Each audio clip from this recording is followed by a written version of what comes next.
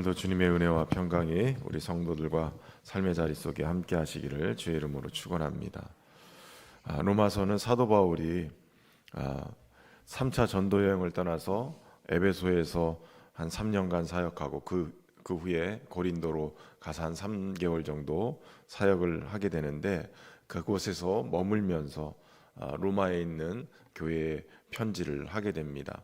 특별히 사도 바울은 땅끝까지 이르러 내 증인이 되라 하신 주님의 말씀대로 땅끝을 향해 복음을 전하기 위한 그러한 꿈을 가지고 있었습니다. 그래서 열심히 전도 여행을 하던 중에 로마에 교회가 있다는 얘기를 들어요.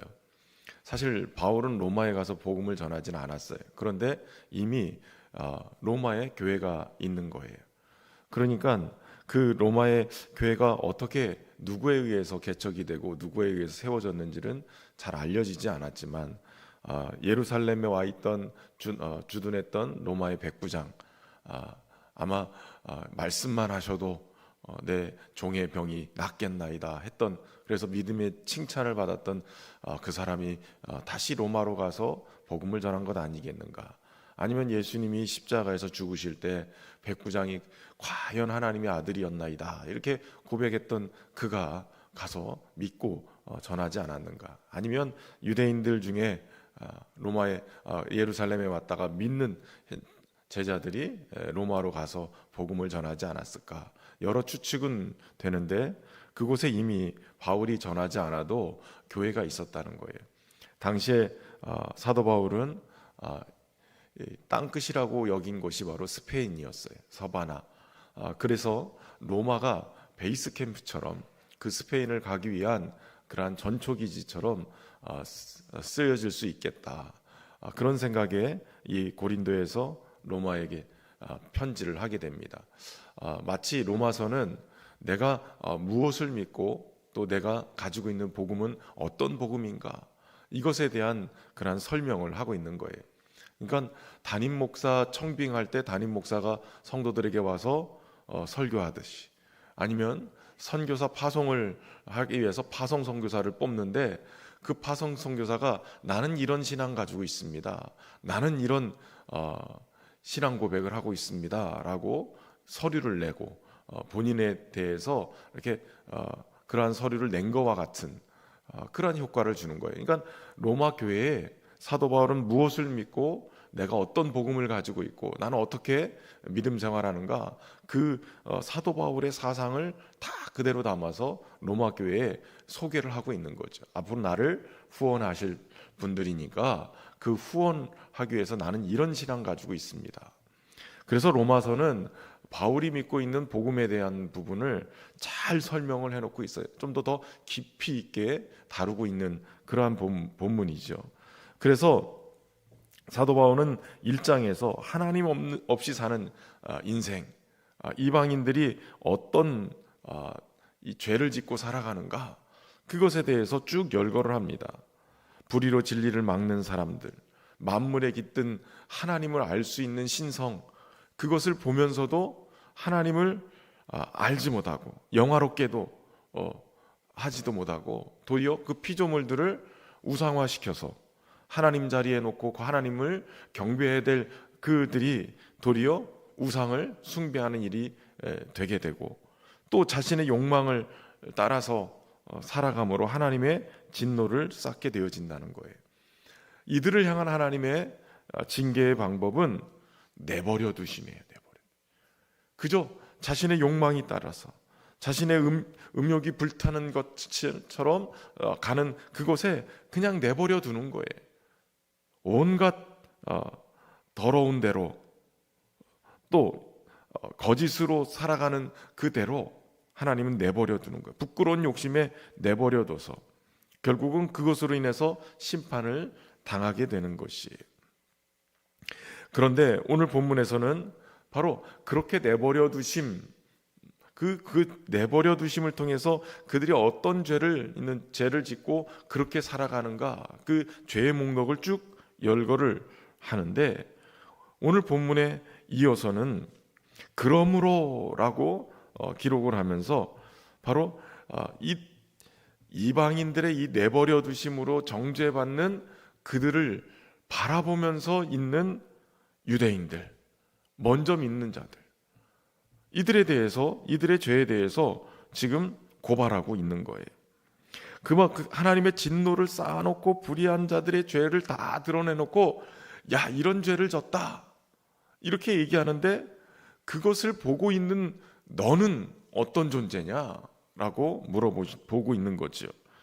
사람들은 대부분 그 죄의 목록들을 보면서, 야, 나는 이런 죄 안 지니까 나는 깨끗한 사람이야, 나는 그래도 하나님을 섬기는 사람이라고 생각하니까 괜찮아, 저런 죄를 지은 사람들은 다 죽어도 마땅해, 나는 우상숭배도 하지 않냐고, 그런 이 음욕에 불타서 온갖 더러운 도덕적인 죄를 짓는 자도 아니야. 그런데 오늘 사도 바울은 이 로마서 2장 1절에서 그러므로 라고 얘기하면서 너희는 무슨 죄를 졌는지 내가 알려줄게. 그 첫 번째 죄가 바로 남을 판단하는 죄예요.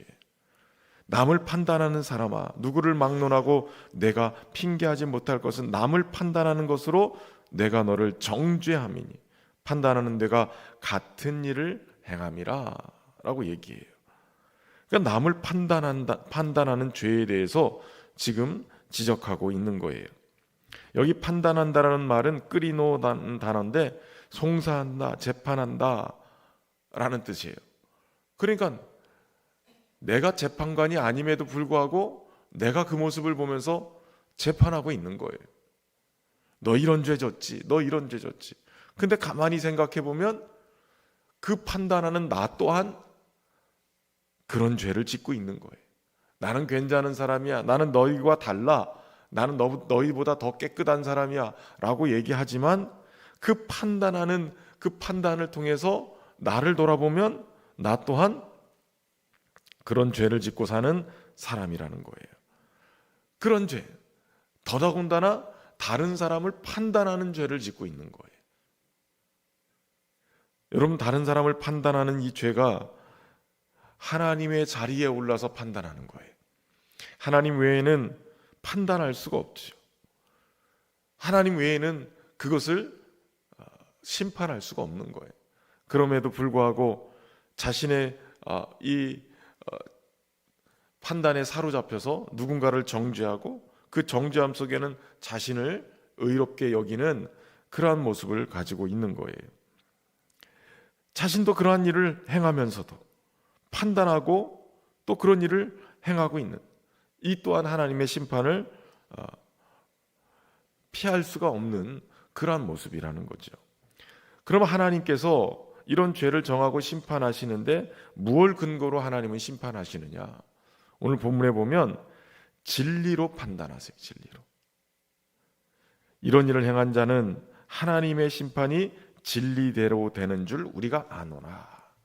진리는 여러분 밖으로 드러나는 것보다 그 안에 감춰져 있는 진실을 얘기하는 거죠.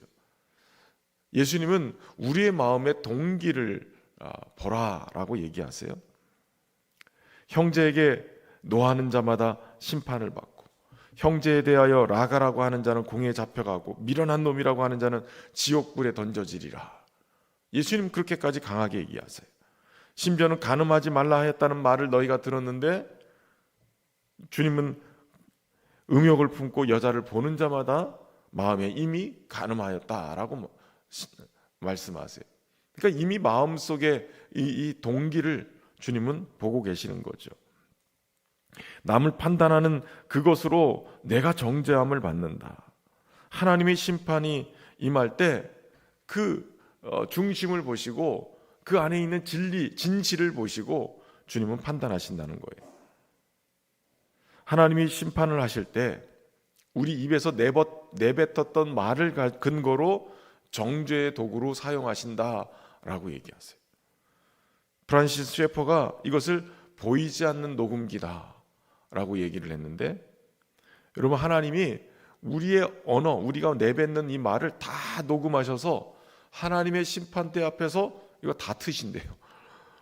요즘 뉴스에 보면 누가 무슨 얘기를 했는지 녹취록을 가지고선 그냥 정치계가 막 시끄럽죠. 누가 어떤 말을 했고 막 그걸 또 편집을 해서 어떻게 했다고 그러고, 누구는 또 편집을 안 해도 뭐 이렇게 했다고 그러고.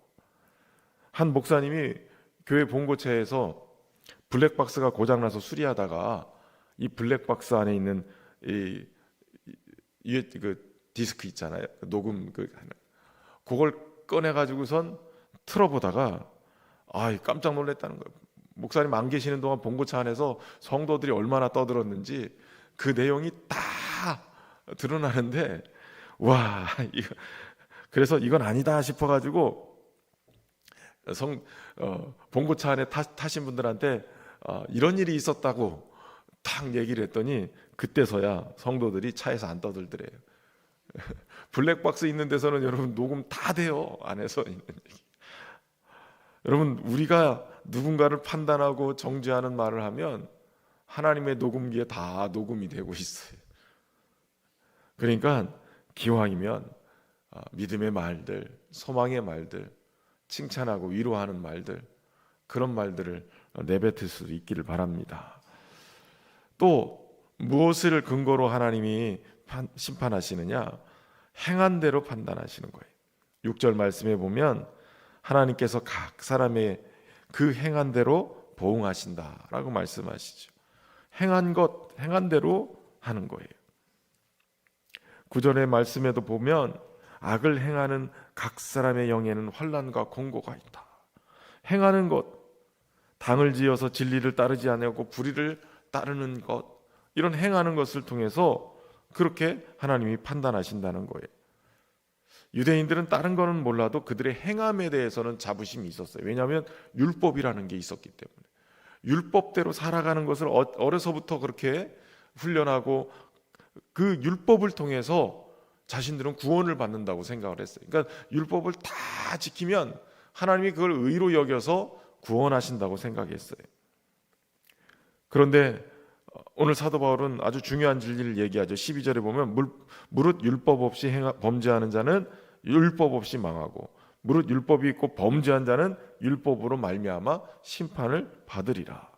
여러분, 율법은 완벽하게 지키면 구원을 받겠지만 율법은 도리어 연약한 이 타락한 인간의 모습으로는 지킬 수 없는, 도리어 그 율법이 정죄가 돼서 너는 이런 죄 졌지라고 얘기할 수 있는 법조문이 되는 거예요. 그러니까 이 율법, 이것이 도리어 심판의 근거가 되는 거예요. 교회를 다니면서 설교 듣는 것도 중요하지만 그 말씀대로 살아가는 것이 굉장히 중요해요.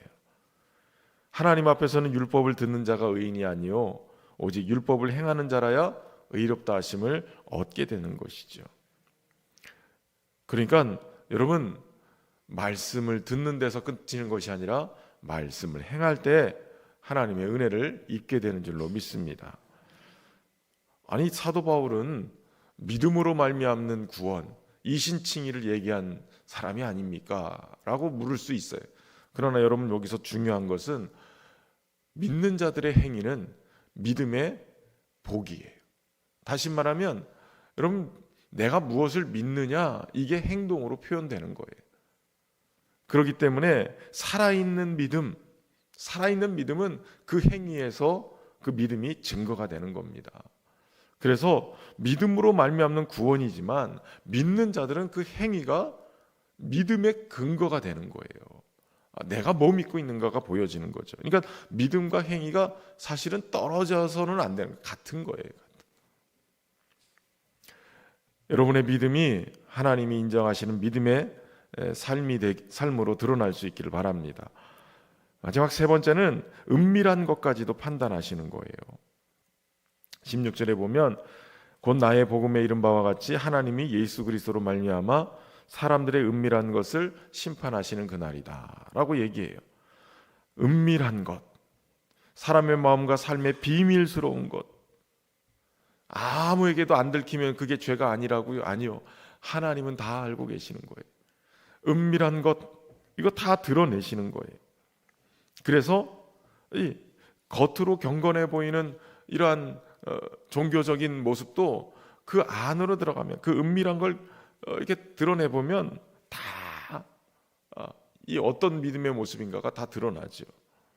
겉으로는 경건해 보일지라도 그 내면에는 자신을 높이고 자신의 교만이 막 드러나고 자신의 의가 막 드러나고 이런 은밀한 것들, 누군가를 막 정죄하고. 여러분, 누군가를 정죄하는 것은 너보다 내가 나아, 이게 기본 전제로 깔려 있는 거예요. 저 사람보다는 나는 괜찮은 사람이야, 이게 전제가 돼 있으니까 누군가를 자꾸 정죄하는 거, 판단하고. 여러분, 그렇기 때문에 오늘 하나님은 우리에게 이 심판대 앞에 섰을 때 바르게 행할 것을 얘기해요. 7절에 보면 어떤 자가 하나님과의 온전한 관계를 가지고 있느냐? 참고 선을 행하는 자예요. 10절에도 보면 선을 행하는 자예요. 참고 선을 행하는가? 이것은 하나님을 제대로 믿고 살아가는 거예요. 참는 거예요. 선을 행하는 거예요. 그리고 영광과 존귀와 썩지 아니할 것을 구하고 살아가는 거예요. 썩을 것을 마음에 두고 살지 않고 썩지 아니하는 영광과 존귀, 하나님의 은혜, 이거 구하면서 살아야 된다는 거예요. 오늘도 저와 여러분이 하나님의 은혜 안에서 믿음으로 살되 그 믿음이 하나님 보시기에 좋은 믿음으로 썩지 아니할 것, 존귀한 것 구하고 참고 선을 행하면서 살아감으로 하나님의 백성으로 온전한 복음 안에 설 수 있기를 주의 이름으로 축원합니다. 참 좋으신 하나님, 오늘도 주님의 진리의 말씀을 통해서 우리의 믿음이 어떠해야 함을 깨닫게 하시니 감사합니다. 사람을 판단하고 정죄하는 심판자의 자리에 앉아서 그러한 일을 행하는 것이 아니라 오직 참고 선을 행하고 영광과 존귀와 썩지 아니할 것들을 구하며 사는 인생들 되게 하여 주옵소서. 진리로 또 우리의 마음의 은밀한 것 가운데 또 무엇보다도 행한 대로 판단하시는 주님, 우리의 믿음이 주님이 판단하시기에도 아름다운 믿음의 인생 될 수 있도록 축복하시고 하나님 주신 삶의 현장을 아름답게 세워갈 수 있는 그러한 믿음의 걸음이 될 수 있도록 은혜를 베풀어 주옵소서.